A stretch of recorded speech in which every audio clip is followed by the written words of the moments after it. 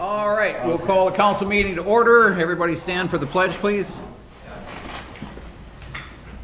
I pledge allegiance to the flag of the United States of America and to the republic for which it stands, one nation, under God, indivisible, with liberty and justice for all. Clerk, take the roll. Mayor O'Connor. Here. Morissette. Wakefield. Here. Knudsen. Here. Kennedy. Here. Brooke. Here. Hall. Here. All right, next up is comments from citizens present. This is your opportunity to comment on any issue before the city that is not on tonight's agenda. And if you do have a comment, please come to the podium, state your name and address, try to keep things brief, try not to repeat other people's comments. So, does anybody have a comment? Any comment? Any comment? Any comment? Hearing none, move on. Presentation of Windmill Hollow Development Concept Proposal.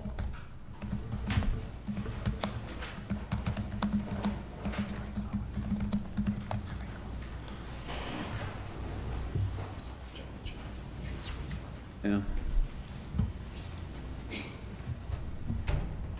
Michael likes these. Go ahead, Don. Oh, all right. Trying to make the screens work. Mayor, council members, Ben Schmidt with Twin Cities Land Development.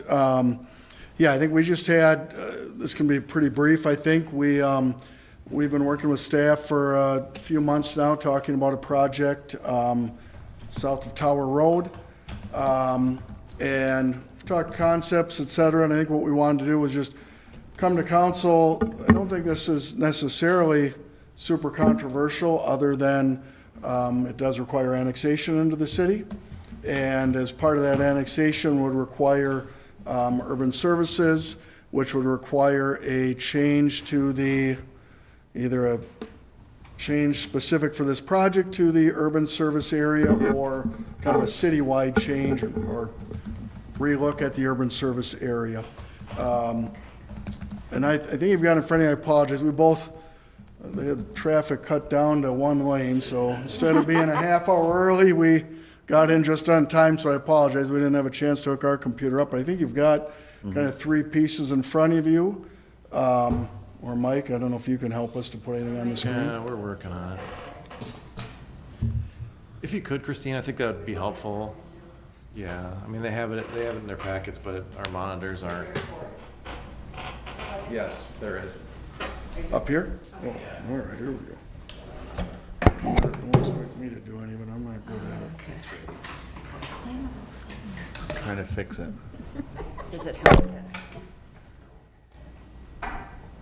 Turn.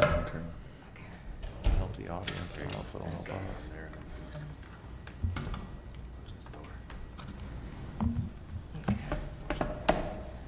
So what I would, Christine's probably relatively prepared. If it were me, I'd have like my old emails up or something like that. okay. So that's the first one that you're showing, and then I'll pull up the other ones right behind you. There's the existing, there's that one, so I'll get them in order for you. Okay, so you just, yeah, perfect. And there's some else for you too.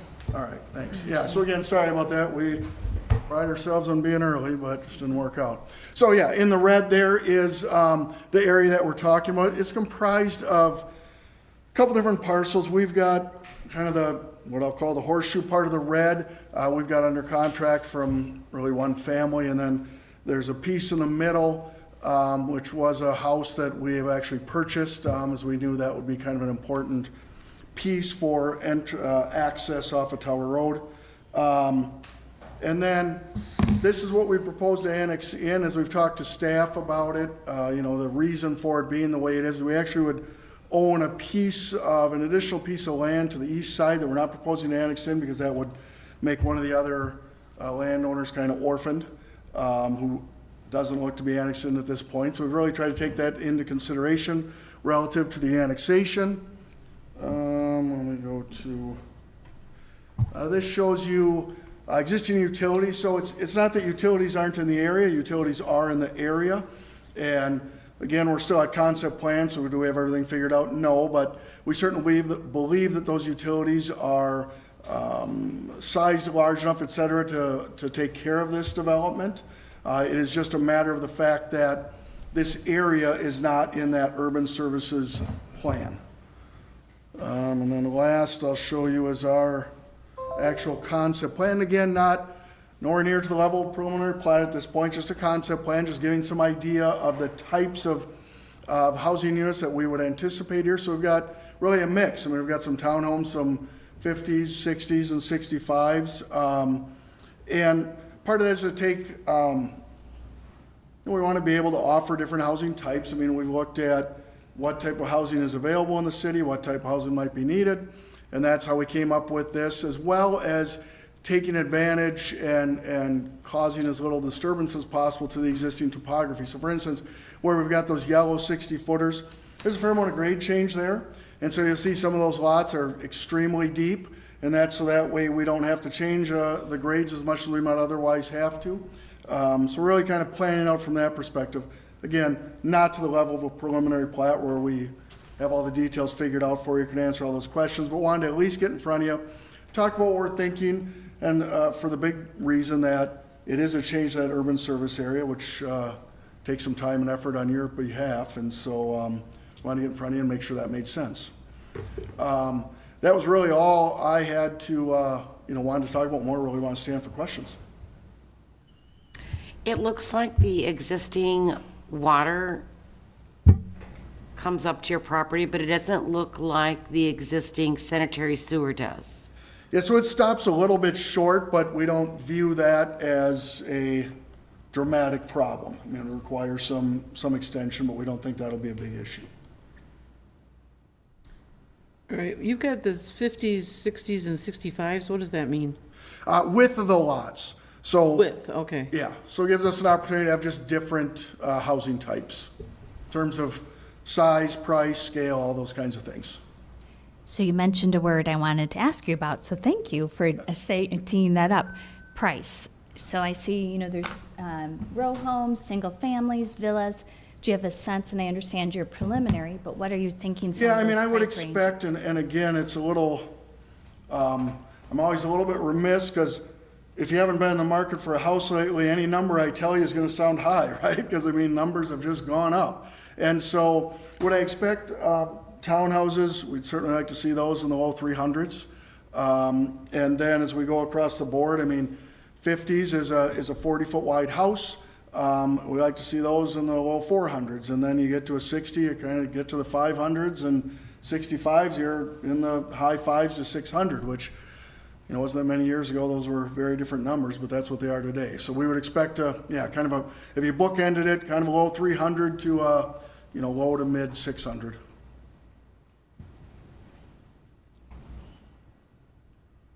Anybody else? What would the urban sewer service plan amendment, what would that, when you have that kind of caveat in there, what would that? Yeah, so that really is just, if we go back to this, so, and I won't claim to be an expert on, this is your document, so I won't claim to be an expert on it, but essentially that city line is where the urban service area in this area does not extend beyond your city limits. Mike, if I say anything wrong, you're gonna It's correct more me. for sewer service area and preservation of potentially, topography that would be more susceptible to erosion, right? So it was part of the Clean Water Act back in, I can't remember the year, but we had all the communities had to set up these sewer service area plans, right? So our sewer service area plan was through 2020. So we do, as a city, need to update this plan regardless. That process, which we are moving forward with, it sounds like DNR has some funds available coming up soon, and there's some grants that we're going to apply for. Regardless, we have to update the plan. The plan has to be updated. That's going to take some time, and it involves neighboring jurisdictions, our neighboring towns, village, the county's involved too. Ultimately, the plan gets approved by the state, by the DNR, but it takes time. It's going to take, I would say at least a year and a half from the time we say go. Their timelines, proposed is much shorter than that. I'm sure they they would like to move down the path of annexation, you know, if the council is open to annexation of this type, they would, you know, they'd want to move forward quicker. An amendment process, similar to what we did with Rivercrest Elementary School back in the early 2000s, you know, we can get, that could potentially, that process can be much shorter. That could be like an 8-month, 6 to 8 month type endeavor, potentially, assuming, you know, everybody's on board. So, Question about that. You're saying the plan for the wastewater management, but we have capacity for it. yes. We have the capacity. It's that we are required by DNR and the state to have a plan to show how we could extend out Yep. to that area. The city has capacity for up to 25,000 residents for the year 2040. But remember, you know, we have 15,000, and then we also have the couple thousand in North Hudson that are also our customers as well, right? And partners, so, you know, we're getting closer, but, I mean, obviously, this is something that we'll have to look much harder at in our full plan update, so it's a good question. Didn't, correct me if I'm wrong, but didn't that study also take into consideration everything in the comprehensive plan that might be annexed up until 2040, perhaps? Yeah, but a lot of it depends on, you know, what it is What that's it is, proposed, yeah. right? But I So- thought when we had that study, that was referenced, the comprehensive plan, that the area that had been indicated for potential annexation. Yes, that have identified future land use Yeah. uses. You know, we have bubbles that, you know, don't identify future land uses specifically, you know, in the event of, you know, obviously future business park expansion or, you know, something like this that, you know, we may not have anticipated. Yeah. Okay. All right, anybody else?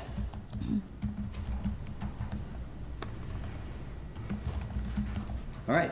Yeah, I think with that, we appreciate the opportunity to come and talk, and we'll plan to follow up with staff and see where we go from here. But again, I wanted to just present it to you, so at least you know what we're thinking about. Sounds good. Thank you. Thank you. Thanks for coming in. Absolutely. All right. For those of you who aren't aware, we have National Clerks Day week. So we have a proclamation here. Whereas the office of professional municipal clerk, a time-honored and vital part of local government, exists throughout the world, and whereas the office of the professional municipal clerk is the oldest among public servants, and whereas the office of the professional municipal clerk provides a professional link between the citizens, the local governing bodies, and agencies of government at other levels, and whereas professional municipal clerks have pledged to be ever mindful of their neutrality and impartiality, rendering equal service to all.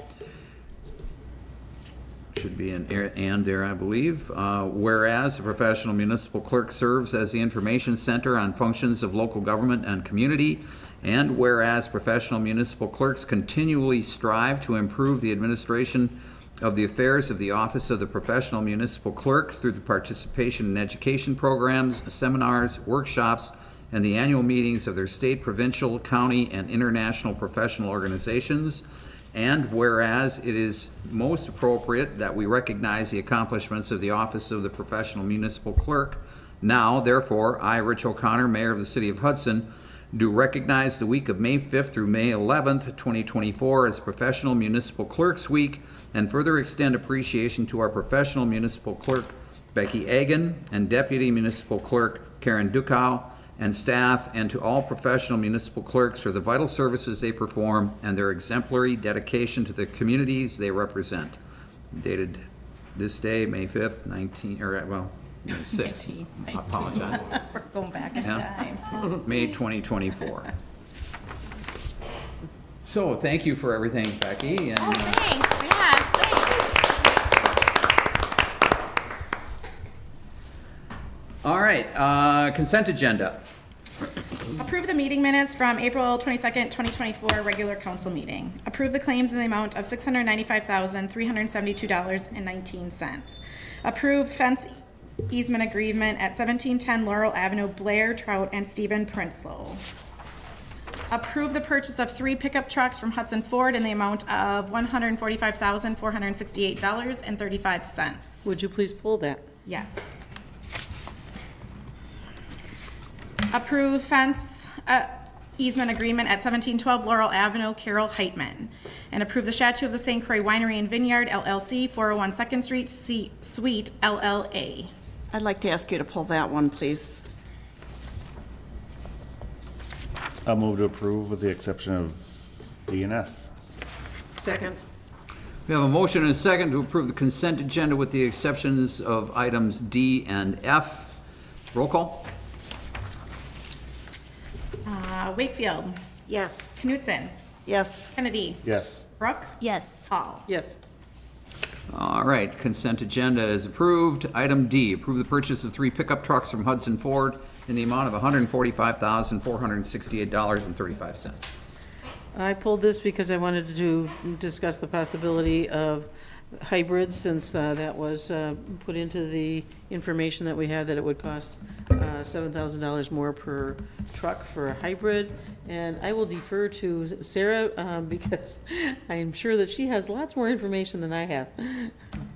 I don't know that I have lots more, but I certainly have spent some time talking with Mike Mraz and doing a little bit of research. For me, I am totally in favor of purchasing vehicles for our Public Works team to do their work. Absolutely support that. I do have the caveat of hoping that we will move forward with hybrid F-150s. For essentially, it's, in my mind, it checks lots of very important boxes, including financial stewardship, environmental stewardship, stewardship to our comp plan, and protecting current and future taxpayers. As was talked about a little bit in the finance meeting, our average lifespan on a truck, and Mike, if I misspeak here any times, please feel free to jump in. But for the most part, our trucks are in our fleet for roughly 20 years. The 3 vehicles that we are replacing range from 80,000 miles to 117,000 miles. So I think it's fair to say that the average truck in our lineup is with us for about 100,000 miles. And so if we think about it that way, it's about 5,000 miles per year. Those miles are some of the most expensive miles because they are city driving, sometimes idling, and this is exactly what a hybrid truck would be made for. I did a little research throughout a 50 to 75 mile radius heading into Wisconsin or going into the Twin Cities. The average price on F-150 ranges from $53,000 to $62,000. But if we think about this being a 20-year investment, that roughly on an annual basis is $333 more.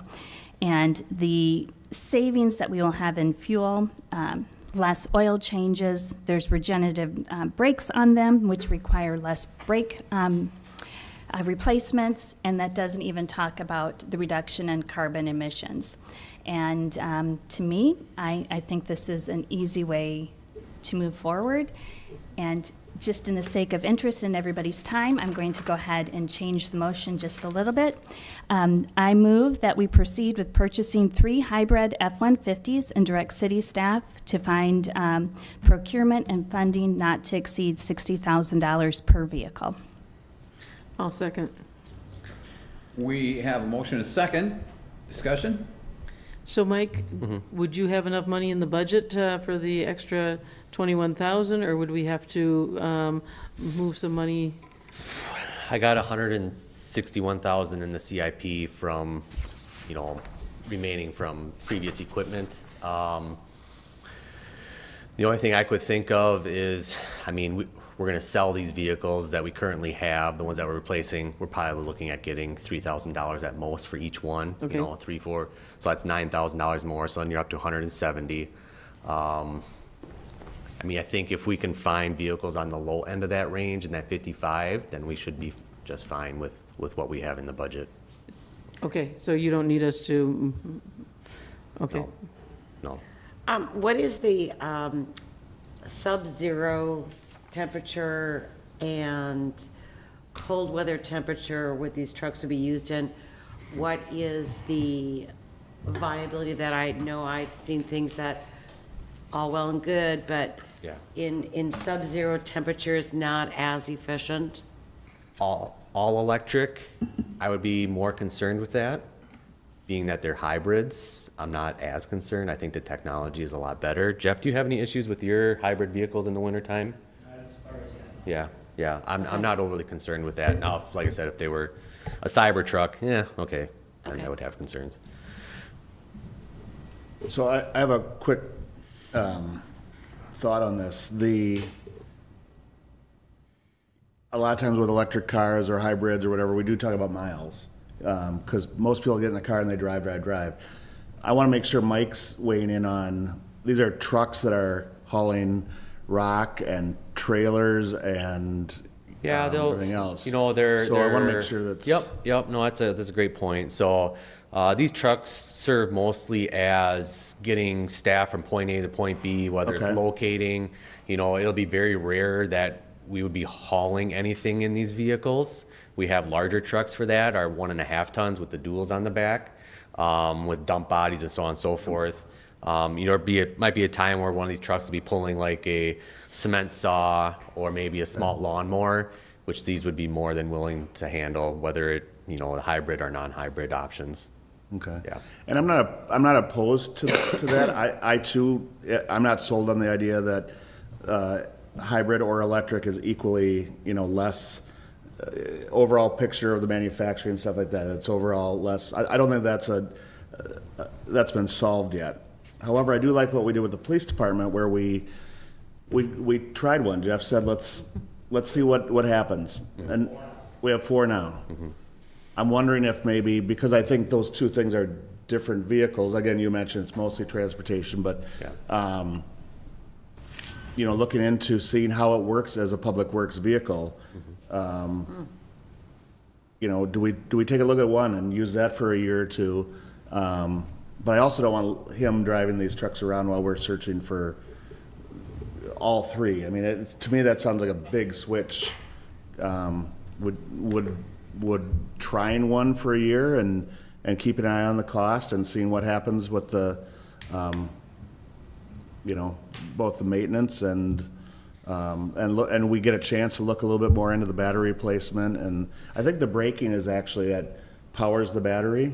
Yep. But it's also a heavier truck, so I don't think it would be less. I don't think it would be less maintenance. I think it might be different maintenance. But I'd be more apt for trying that and seeing if we're making the right decision rather than, yep, that's the greatest thing in the world. Let's do it with all 3. Because if we get down the road too far, that's a huge investment to leave his guys stranded. And what is the availability right now of the trucks that would be suitable for the purposes? Yeah, that's obviously the Hudson Ford has the 3 on the lot, the gasoline engines. So I do know that they have one of the hybrids. We might need to do a kind of a conglomeration from different dealerships to fulfill the quota. But that's something that we would have to look into. But there's one at the Hudson. Yeah, One hybrid and 2. Yeah. Well, Hudson Ford would be able to. Yeah, they would be able to Locate find them them and order get them them. moved. The biggest thing is obviously, the reason I'm coming right now, I kind of waited to kind of bring this to council just because of all the stuff we were doing with the Public Works facility. I didn't want I wanted that to kind of go through, obviously. So we're kind of up against the timeline here, and seasonal help is going to be starting in a couple weeks, and I'm trying to get these kids into vehicles that are going to, and obviously they're not going to be in these vehicles, they're going to be in the used ones that we have. So how many of this size truck do you have? We have 1, 2, 3, 4, 5 of this size. Okay. Yep, and then a lot of the white trucks with the Public Works designs on the back, those are 250s, Okay. F-250s. And those are set up to pull if need be. Joy? Thank you. I had a question for you about maintenance Yeah. of a hybrid, because I know you have some pretty talented mechanics Yep. on your staff, and that is one of the goals, that once your department is fully moved into a new facility, that current staff mechanics might be able to service quite a few of the city vehicles. Yeah. Not only your department, but also the police department vehicles, because there's significant expenses we see coming through regularly for the maintenance. Do you think there's special skills that are needed or anything there? Do you have any knowledge about that, of whether Yeah, they'd be able to handle you the know, hybrid? there probably is some specialty items that he would need to learn, and obviously we could send him to classes for that, because I don't think it's going away by any means, right? It's just going to get more and more as we continue to move along here. But off the top of my head, if it was all electric, I would have concerns about it, just because of the electronic components all involved with those vehicles. The fact that it is a hybrid kind of battery power when it's either standing still or idling. But there are availability for him to take classes, and like I said, he's a very talented. He works on anything from dump trucks to loaders to sweepers. He was a diesel mechanic beforehand, has a lot of skills and knowledge on vehicles. I wouldn't put it past him to have anything that a hybrid would throw at him, wouldn't be Okay, able to handle. thank you. Yeah, That's good good. question, though. Good to know. And just some additional points. Hybrids have been in the market for over 20 Yeah. years, so it is nothing new. A lot of other cities are Yeah. already way ahead of us on this. And with regenerative braking, that's in addition, so it is less wear and tear on rotors and brake pads. So that's where it extends its life. Yeah. So what was the original recommendation of the Public Works Committee? I didn't bring this to Public Works Committee, so it came straight to Finance and Council, just because it was already approved in the CIP. Okay, all right. Anybody else? The motion then, it's substitute motion actually, or, well, not substitute, it's a motion to go with.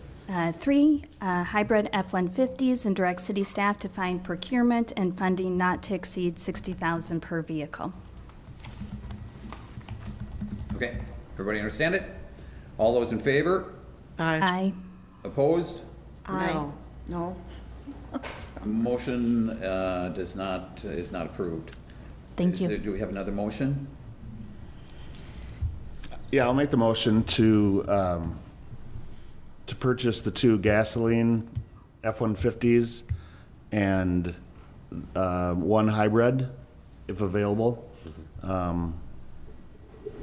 Again, with pricing, it's obviously got to be Within the budget. within your budget, so. Yeah. Second? Motion and a second. Everybody understand the motion? Any discussion? All those in favor? Aye. Opposed? Nay. Motion's approved. Oh, okay. Motion's approved. Thank you. Thanks, Mike. Next item that was pulled from consent is approve Chateau on St. Croix Winery and Vineyard LLC, 401 2nd Street, Suite LLA, I guess. Looking for a number. Lower level. Yeah. Thank you, Mr. Mayor. I asked for this to be pulled from the agenda because I thought it's an important issue that that bears discussion. Thank you to the clerk for providing us a pretty extensive packet with information from the Wisconsin Legislative Council. So the state of Wisconsin legislature, signed by Governor Evers, has made some big changes in the alcoholic beverage laws, including standing up a new agency. If I'm correct, that agency just started this month, May 1st, so literally 5-6 days ago. So this is new, and I just thought it was worthy of discussion, partly because I don't completely understand it. I read it, tried to understand it, but I wanted to ask questions of Becky or our attorney, Mr. Vivian, if you could help us with it. One of my concerns was what type of license they're being awarded. They're being awarded something they would be awarded. This is the winery that's north of St. Croix Falls. I happen to drive by it often because I go to a vacation home up there, a lake property that I visit once in a while. So I know where that location is, and so they're wanting to have an opportunity to sell their product here in Hudson, another market, which is a great idea, makes sense. I think they've probably been in business up there over 10 years. My question was, in my reading of the document, that the information memorandum, which is what, page 38 and on our tonight's agenda, it seemed to me that they were able to get a full retail license. Am I reading that correct? In other words, that they could sell any type of liquor? If they, with our blessing from the city. Yes. So this is a state-issued license from the Department of Revenue. It's not issued by the city. So all this application, and trust me, it's a learning process for me too. So this does not go against our full Class B liquor license, intoxicating liquor license. So this is just directly a yes or no from the city. So this license is a second location license for him, so he's allowed to have a second location for his winery. So we cannot forbid him to sell his wine products there. So regardless, because of his zoning, that is a state, nothing is issued from the city. So he is able to sell his wine regardless of what we do here tonight. So what the application is asking in part, I don't know, what is this, part E, I believe, is just, I know it's G, maybe it's G. Are you talking about his application? His or the- application. So this is the application he is submitting to the state, to the Department of Revenue, and this is that new license. And so Part G is for the municipal use, which asks us if, will the municipality limit the scope of alcohol beverages offered for sale? So what he is asking us, for the city, for you guys to decide if he can, along with his wine, he would like to sell sales of beer and intoxicating liquor. So you can have a cocktail and a glass of wine. The only thing he can sell for off sale is the product that he produces. So nothing, it can only be his wine that can be sold for off sale. But it can be any product on sale. Yes. If you approve. If you approve it, yes. Correct. So, but the document, if I'm looking right, again, at the bottom of page 44 of tonight's packet, which goes up to 81, and I like how this was written by the Legislative Council. It makes it, I mean, there's a lot of people in the state, they're probably scratching their head right now over this, where it talks about what the current law, prior law was, and then what the new act provides for guidance. And it says the producers must meet, this is at the bottom of the page, full-service retail outlet. They may have the retail outlet and make full-service retail sales from those premises subject to the approval of the municipality. So is the phrase retail sale mean what you consume inside the establishment? Correct. Well, in the past, if I'm not mistaken, I'm not an expert on our current code, but I think it's worth us looking at and diving into. And I just want to step back. We recently had a challenge about a year ago where we've had several grocery stores. Mm-hmm. I know that there are convenience stores that would probably like to have a liquor license in Hudson. Lots of time and energy and reasoning went into establishing what we have right now. And I do think maybe we're due to reevaluate it and talk about it. One more thing on your list there, right? Let's do the zoning, let's do water management. Right, can't wait. For the new city administrator can jump right in. So I'm not saying that we're going to change it, but I do think we should abide by the spirit of it. And in the past, the spirit of serving has been a certain dollar amount of your income has to come from food sales. That, we have very few establishments that are just a bar, so to speak, that don't sell at least some food. That's just Class B, that's just beer and wine, that's not intoxicating liquors, that's not the full liquor license. Okay, and so, with the food. and this is where I'm confused, Becky, so I'm sorry, I should have talked to you privately to get better understanding. So those designations don't apply here at all because this is a state-issued license? Correct. The only thing that we will issue to this second location for him would be the operators, the bartending license there. They get issued from the clerk's office. Everything else is coming directly from the Department of Revenue. So they do not even need a Class C wine license because they are a producer. This is all wrapped in. Because this is considered, this is that act of, this is the new second location.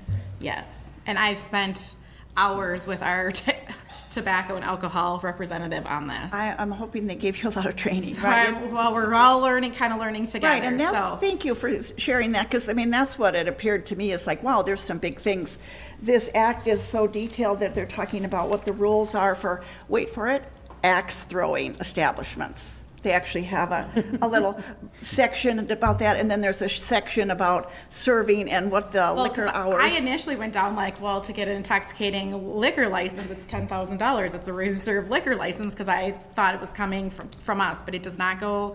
And they reassured that it's not anything issued from the city going against our quota. But this is similar to Lucky Guys, doesn't have a state, or doesn't have a city permit either. Correct. That is a state 'Cause it's a issued distillery. permit. Correct.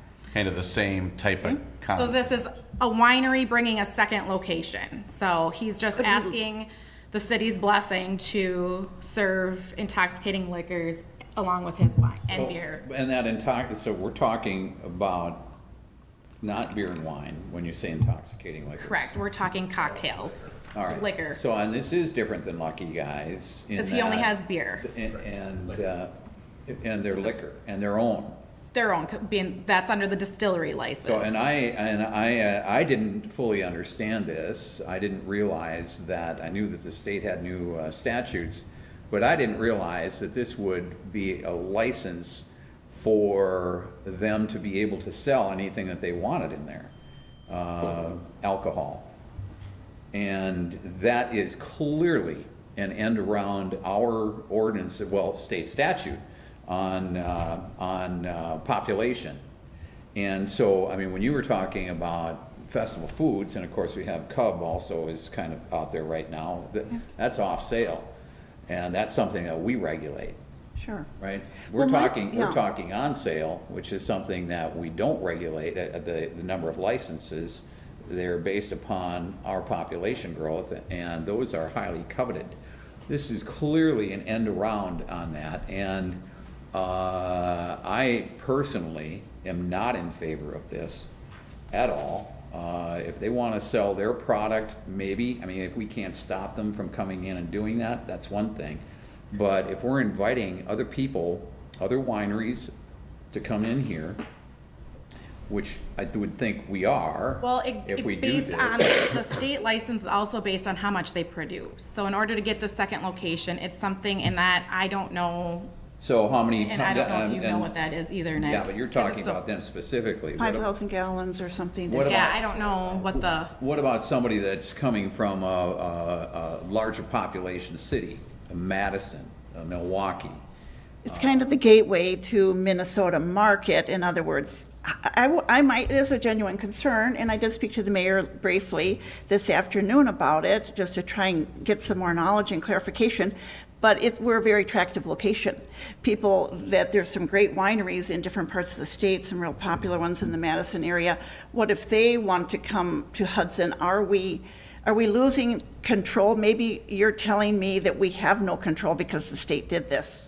I don't know, but I just want us to move very carefully with it because there's reasons. I mean, some of our laws, some people call it a carve-out that we have currently right now, that we only have so many liquor stores. Some of it is required by state.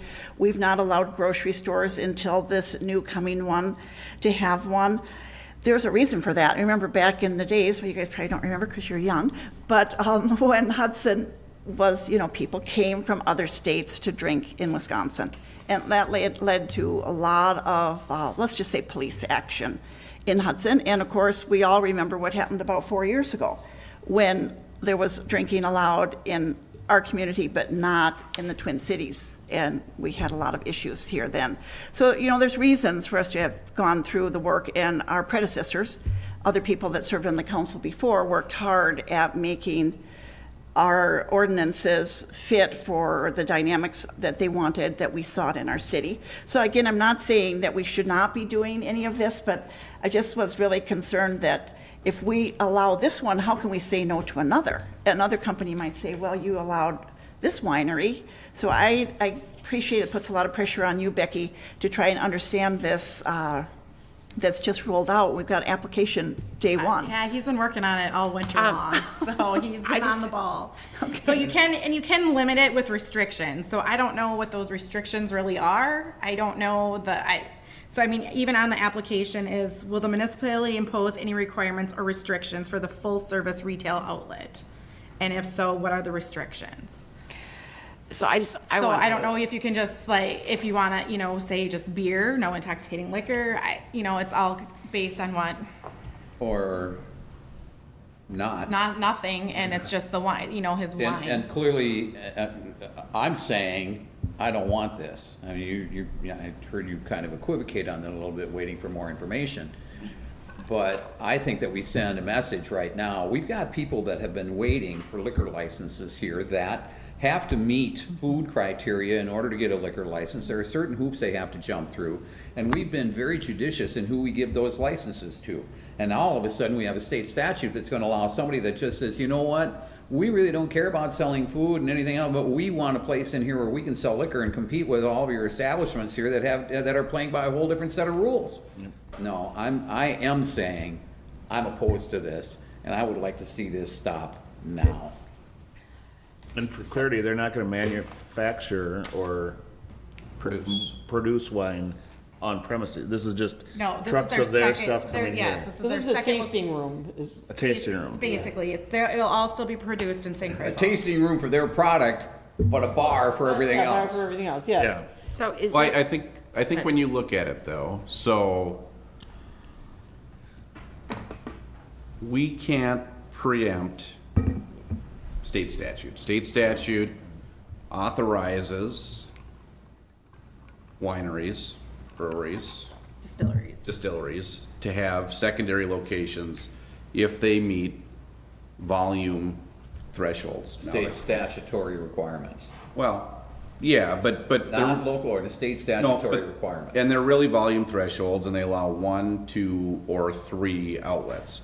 Now, the law does say that it can be subject to local restriction, but you can't place restriction on anybody under this statute that you wouldn't under a similarly situated business. So in this district, you do have taverns, and you do have a brewery, and you do have a distillery, and you do have the authority of now a winery to come in and have a secondary location. So, while you do have, and maybe this just bears more analysis and discussion at a later date as we kind of look at this and try to better understand it.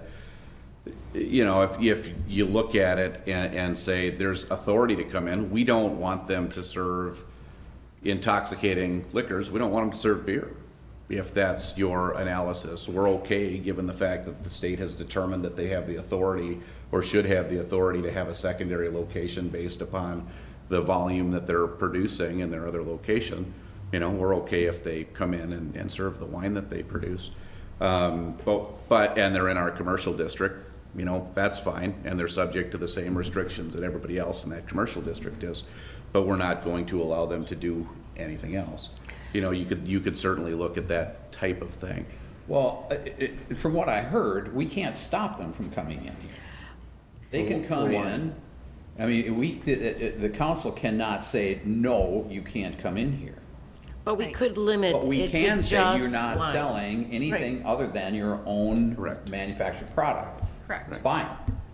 That's fine. If And then- they wanted to come into an area that wasn't zoned appropriately for a winery. I understand that, I understand that, but are there any maximums on the number of entities that can come in here and do that? Is it based upon population? Not that I'm Is it aware of. based upon- It's not. It's your what is it? I can't remember. It's your distillery. Is it breweries?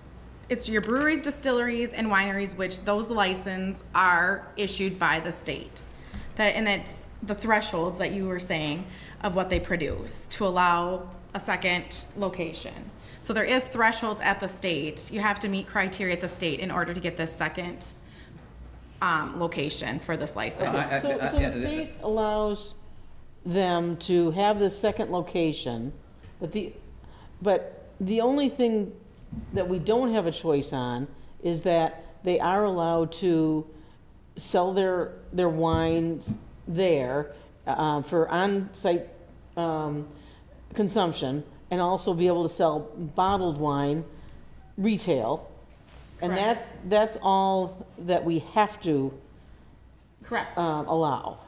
Because And then the state collects the money for the license, so the city does not get nope, any part of that license. correct. Just like the brewery and the Yeah, distillery in okay. town. So would they have to reapply then, because the application they have here is set to include additional things? Alcohol? This is a state license application. This is not ours. But we could put say yes, but only your product. No, it's not even a matter of saying yes. They can do it I know, without our but- approval. And then we can say no to anything else. Yes, no Well, but to the- alcohol. The state requires our input as part of it. Right, the part of the application is asking us as the municipality, if in Part G of their application is, will the municipality limit the scope of alcoholic beverages offered on sale? Yes or no? And then will the municipality impose any requirements or restrictions for a full-service retail outlet? Yes or no? And describe the restrictions indicated in questions 1 or 2. So you can put the restrictions, so it's literally asking, yes, they can have full retail or full consumption inside, or no, or yes, or just beer, or whatever you guys decide. Yeah, so if your answer is no, they can't sell anything other than their own produced wine, then you don't have to describe any other restrictions, because that is the restriction. They Perfect. can only serve Perfect. and sell what they produce. We control whether they can be Perfect, full-service retail. Thank you. I did want to point out one thing, I'm sure it's a typo. Yes, I was an elementary teacher once. Page 68 at the top, Part D, it says start date 6/1/20. I'm assuming I don't they think meant- that it was all digital. I don't think that had left enough. He put Oh, 20 instead of okay, like supposed to be 24. 24. You know, it's only Okay, a gotcha. 2-digit year. So, That's been a issue with the Department of Revenue's forms this year, so. thank you. I just didn't want it to get kicked back. So basically, they've made arrangements, they have a lease, it's a Yes. local property owner. Yes. They're, thank you. We can't stop them, but we can set the Limit. parameters of what we can allow. Right, their wine is there. Like, you Yep. can't go But we can say no to anything above everything that. else. Yes. And again, this isn't anything towards someone coming in and wanting a liquor license here. This does not affect any of that. No, they just get it Well, we have, what do we have, 2, 3? without our restrictions. If So- we don't place restrictions. So they what just you're get it. saying. Still have to follow the same state rules by having it. But what you're saying is they're not taking a license away from Correct. someone else because they're a special use, because the state has decided, and I guess I appreciate Right, that. under this new, and that's They're what this trying new to act. foster the economic viability of these different industries Correct. in the state by Correct. allowing them to have that. And I can see the validity to that. I do worry about Hudson being, this is how you introduce it to the Twin Cities market, is everybody comes to Hudson, and we could, that could be an issue for us, so we'll see. All right. That's a question that I Do we- have. Sorry. Are there limitations, does this apply to Wisconsin business specifically, or to Joy's point? If you were from Illinois, Minnesota, Michigan, I don't believe you can bring an out-of-state winery to a second location here. It's Wisconsin, this is the Wisconsin, that's the way I always understood it to be from a distribution mine too, standpoint. yes. And do we know? Alcohol, liquor license, all the licensing in I just didn't know Illinois if or it's- Iowa are all different than Wisconsin Right. too, so, Let's see that in here, right. so, But that was a question I had, sorry. Do we know if this decision is make it or break it for them? They're asking, hey, I want beer, I want I know intoxicating. that he's been in that building. I know that he's found, because the initial conversation went down of, is this allowable? And I'm like, this was before this was even introduced to clerks and from the Yeah. Department of Revenue. I'm like, I have no idea even what you're talking about. So then digging in deeper, so he's there. I know he's doing work in this Okay. location, so. Well, and just to be clear, the application does say that there will be a restaurant operated on the premises, and that, so this is box or line 20, 21, 22, and 23. Will you operate a restaurant? Yes. What alcohol beverages will be offered for sale? Beer, wine, intoxicating liquor? Well, that won't be the case. It'll just be wine. what alcohol beverages does the permittee produce, wine? How will customers be served on premise and off premise? Back up, when you say that won't be the case, what do you mean? You're not permitting it by your. We haven't decided. Well, Right. by the discussion, if. I'm just saying, okay, I want. If there's a I want vote. clarity in the on direction that of because they are saying they want it. Which is even, you know, I mean, okay, so now they've got a restaurant. Hey, we're bringing a restaurant in, but we can't get a liquor license, but, no.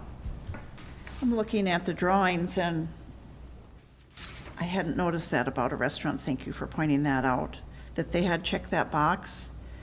It seems like a small space to me, but again, they're It's drawn working by at, hand. working at having a business, which, you know, we want to encourage businesses. I don't know if we have a choice about, you know, because like you said, the state has decided to issue these licenses independently of us, but I feel pretty strongly about restricting the full retail sale. And I think restaurant's a very loose term. It's high-top bars. It looks like pizza ovens. Yeah, it's, so I think restaurants are kind of a, Sure. yeah, it's, Right. if you look at their layout, it's, Which several of our other similar businesses Yes, but I'm allow saying they can takeout. still do the- Right. They aren't claiming to be a restaurant, for example, at the brewery, but they allow you to bring in food, you know, takeout from another establishment. I believe the same goes at but they're not going to distillery. rely on food. All right, do we have a motion?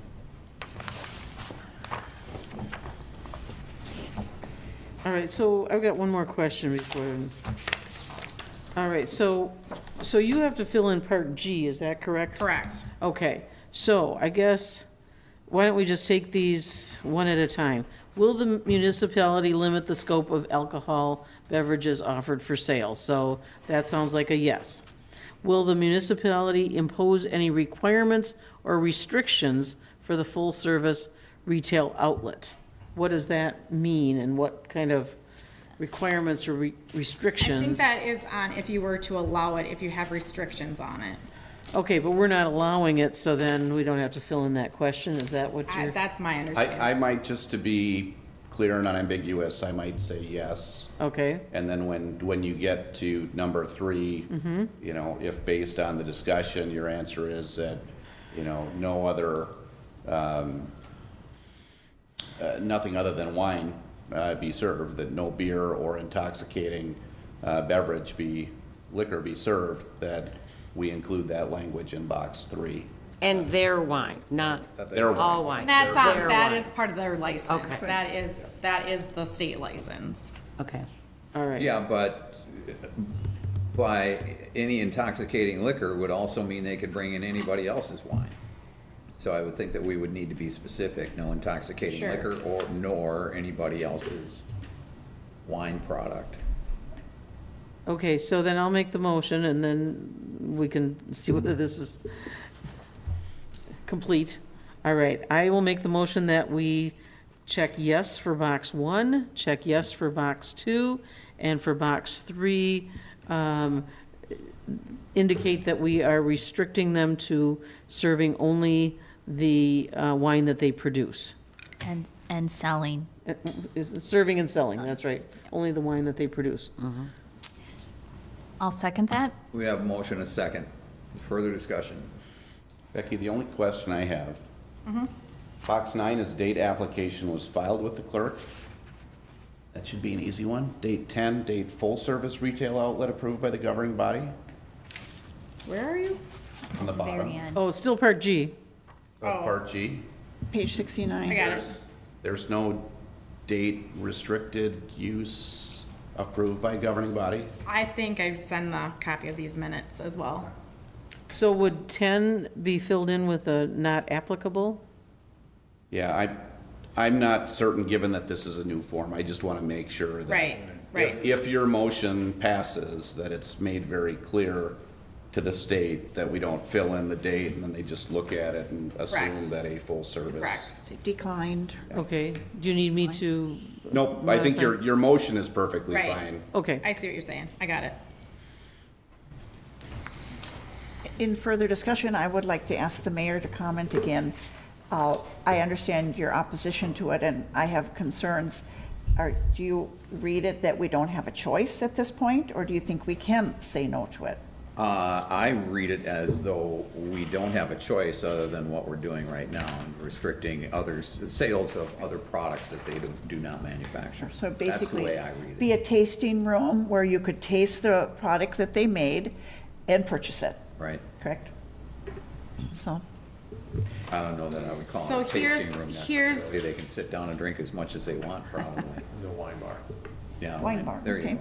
Yeah. Here is the response I got from the Mario, who is our representative from the Department of Revenue. The particular new law allows the municipalities to deny the sale of intoxicating liquors and/or fermented malt beverages, but not what the permittee already manufactures. In this case, it's wine, to be sold at the new location. As part of the background check, we will be contacting the municipalities to inquire if they have approved the full-service retail license, or part, for example, must allow the wine and agree to allow beer but not liquor to be sold, or vice versa. So that's exactly what you guys are doing here, so. Okay. And then the operator's license, bartender's license will come through my office to get approved, and we will issue those here at the municipality. But the new act does allow them to get a state I saw that. operator's license as well, but it's got a hefty, it's like a $300 fee, and I don't know how long it's good for. So, like, if his bartender in St. Croix Falls applies for this state bartender license, they can go anywhere in the state and serve, because it's issued by the Department of Revenue. So I don't know if we'll see those, I don't know. But, All right, everybody understand the motion? Everybody good? All those in favor of the motion? Aye. Opposed? Motion's approved. Oh, so much for the consent agenda. Ordinance 4-24 to amend chapter 110, sub 2, sub J in the City of Hudson's Municipal Code. Burning code amendment.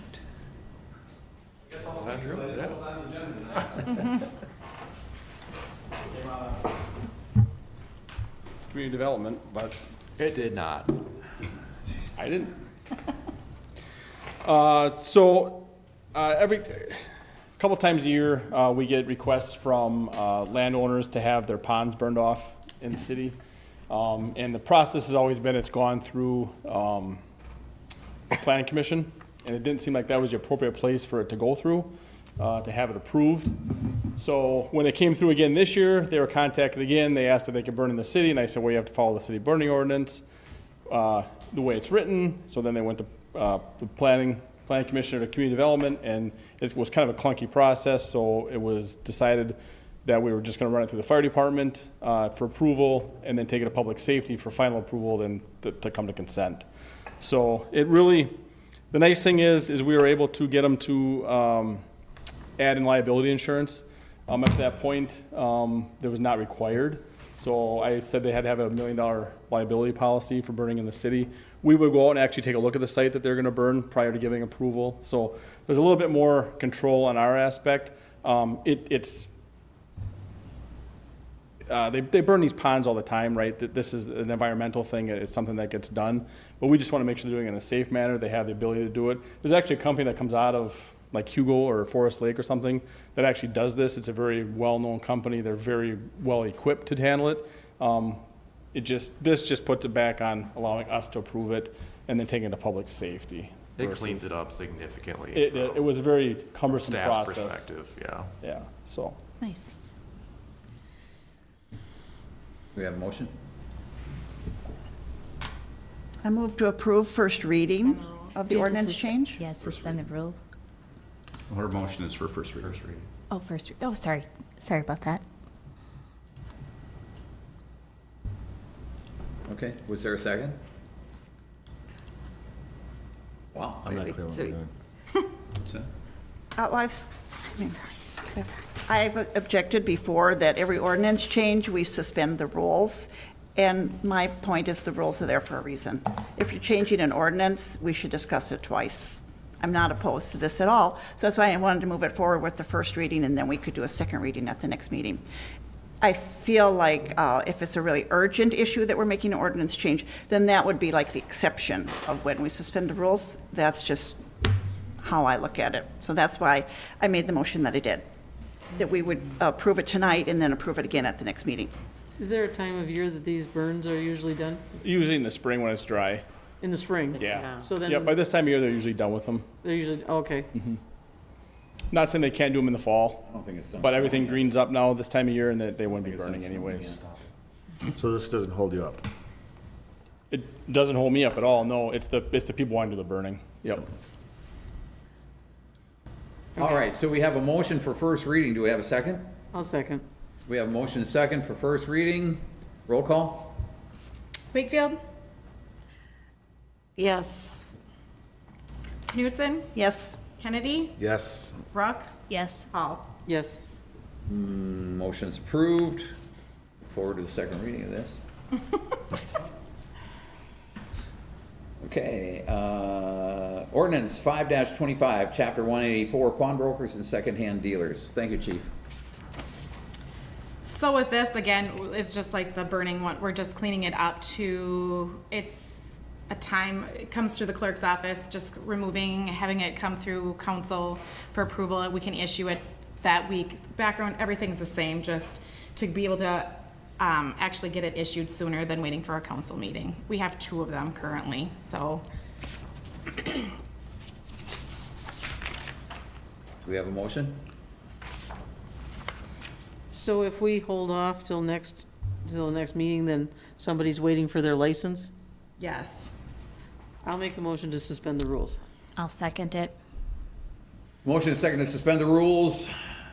Roll call? Wakefield, Yes. Knutson, Yes? Kennedy, Yes. Ruck, Yes. Hall. Yes. Motions are approved, rules are suspended. Move to approve ordinance number 5-25. I'll second.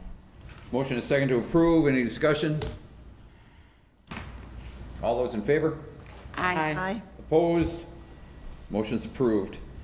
Closed session pursuant to Wisconsin statute section 19.8. You know what? I'm gonna hold off 1 second on this. I know that when we go into closed session, we come back, everybody's gone, right? Nobody's paying attention.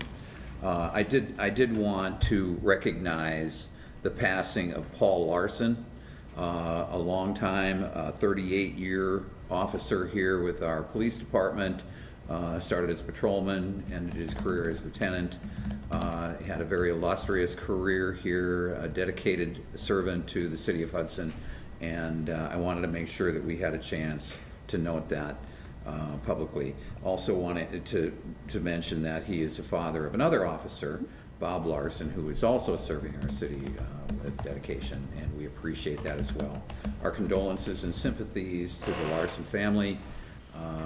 And I did want to make sure that we noted that while we were still, everybody's still kind of together in Washington. So, all right, closed session pursuant to Wisconsin statute section 19.85 sub 1 sub G for the purpose of conferring with legal counsel concerning strategy to be adopted by the council with respect to litigation in which it is or is likely to become involved.